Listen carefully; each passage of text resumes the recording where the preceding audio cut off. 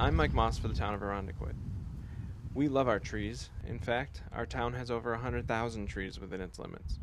But soon, gypsy moths could injure or kill many of them. Gypsy moths came here from France. A guy thought that it would be a good idea to start a silkworm industry here, and it didn't work out, but the gypsy moths escaped. So they have no natural predators except for this fungus that keeps them in check. But every now and then the fungus is inactive, usually due to wet weather in the spring, and the gypsy moth population takes off. So what they do is they lay eggs in the tree. They're called gypsy moth because they travel. They are on these silken webs that go up and down and get blown in the breeze, so that's how they travel to other trees. Noreen Reardon is an arborist and says the moths lay their eggs at the end of the season, so the egg sacs spend all winter on the trees.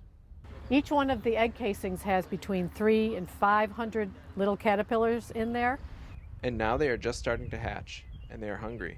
A group of gypsy moths can defoliate healthy trees, and just because the tree looks bigger doesn't mean it isn't at risk. These are the trees that are most susceptible to injury because they can't survive being defoliated and then growing those leaves back over 3 or 4 years, which is characteristically what happens with gypsy moths. They'll have a 3 or 4 year consecutive infestation, and these big trees are the ones most at risk. To prevent the caterpillars from injuring your trees, Noreen says there are a few options for homeowners. A homeowner can do a couple of things. One thing is they can put a band of folded burlap around the base of the tree, because the caterpillars feed at night, then they crawl down, and on their way back up again they'll get caught in that fold. Then in terms of spraying, it's very hard to get the timing right. The products are not particularly effective. So if you've decided you want to have some real good control, you probably need to ask a professional for help. The time for action is very narrow. You have about 6 weeks from the time the caterpillars emerge from the eggs to the time that they are done eating and turning into moths, and by that time it's too late.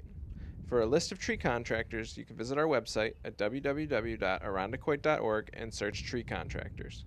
For the town of Irondequoit, I'm Mike Moss.